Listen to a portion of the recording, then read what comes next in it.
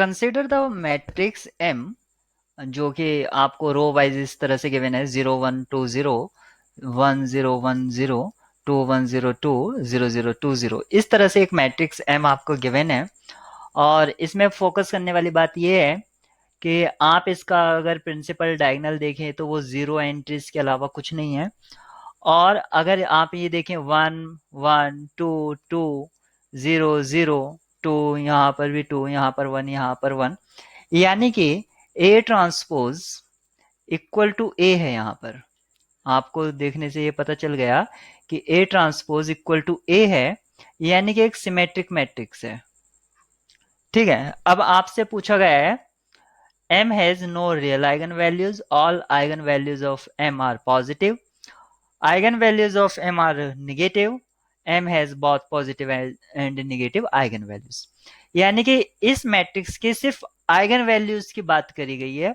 तो अगर आप जो एक टीडीएस मेथड है a माइनस लैम्डा आई, इसका अगर डिटर्मिनेंट इक्वल टू 0 रखेंगे तो यहाँ से आपको कैर इक्वेशन मिलेगा, और इस कैरेक्टरिस्टिक इक्वेशन से आप इसके रूट्स फाइंड आउट करेंगे, और वहां से आपको एक प्रॉपर आइगन वैल्यूज आपको पता चलेगी कि इसकी आइगन वैल्यूज किस टाइप की हैं, कि रियल हैं, पॉजिटिव हैं, निगेटिव हैं, या कॉम्बिनेशन है।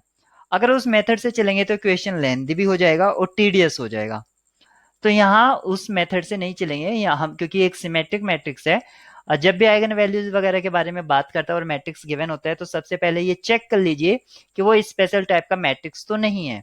तो यहाँ पर सिमेट्रिक मैट्रिक्स होने की वजह से आपको एक रिजल्ट याद होता है कि सिमेट्रिक मैट्रिक्स के सारे की सारी आइगन वैल्यूज रियल होती हैं, लेकिन यहाँ पर ऑप्शन ए में कहा है नो रियल आइगन वैल्यूज, तो ये ऑप्शन आपका यहीं पर डिलीट हो जाता है।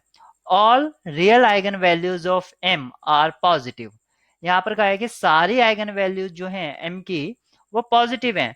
अगर आप यहाँ पर ध्यान दें कि trace of M equal to 0, यानी कि sum of all diagonal elements equal to 0, अगर ट्रेस 0 हो गया तो यहाँ पर आप मान लीजिए कि सारी की सारी आइगन वैल्यूज पॉजिटिव, यानी कि ऑल लैम्डा आईज आपकी पॉजिटिव आइगन वैल्यूज हैं, पॉजिटिव।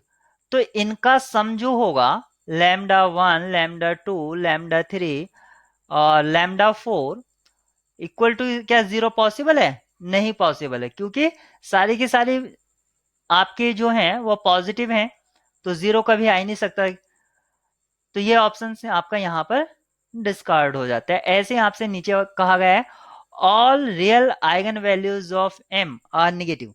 अगर सारी की सारी निगेटिव हो जाए, यहाँ भी निगेटिव, यहाँ भी निगेटिव, यहाँ भी निगेटिव और यहाँ भी निगेटिव, तो आपका रिजल्टेंट कभी भी 0 के इक्वल नहीं आ सकता है। यानी कि आप निगेटिव आउटसाइड ले लीजिए, फिर दोनों को आप -1 से कर देंगे तो आप इसी लाइन पर पहुंच जाएंगे। ठीक है, तो आपका फिर से यहाँ पर निगेटिव आइगन वैल्यूज नहीं आ सकता है। अब आपसे कहा गया है m has both positive and negative real eigen values. क्या m की पॉजिटिव और नेगेटिव आइगन वैल्यूज हो सकती हैं?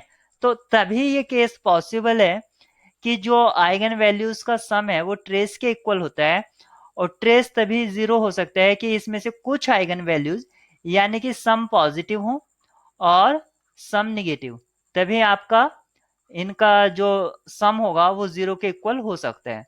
या ऐसा हो सकता है कि सारी की सारी आइगन वैल्यूज 0 हो जाएं, तो सारी की सारी आइगन वैल्यूज हो जाएं 0, तब भी उसका सम 0 आ सकता है। फिर और हम ये जानते हैं कि 0 ना तो पॉजिटिव है ना निगेटिव है, तो यहाँ से बी और सी का जो हमने एक्सप्लेनेशन यहाँ पर दिया था वो जस्टिफाइड रहेगा। ठीक है, तो यहाँ पर एक ऑप्शन आपका डी ही बचता है, M has both positive and negative eigen values. तो ये ऑप्शन आपका ट्रू होगा, यानी कि इसकी जो की है इस क्वेश्चन का डी रहेगा।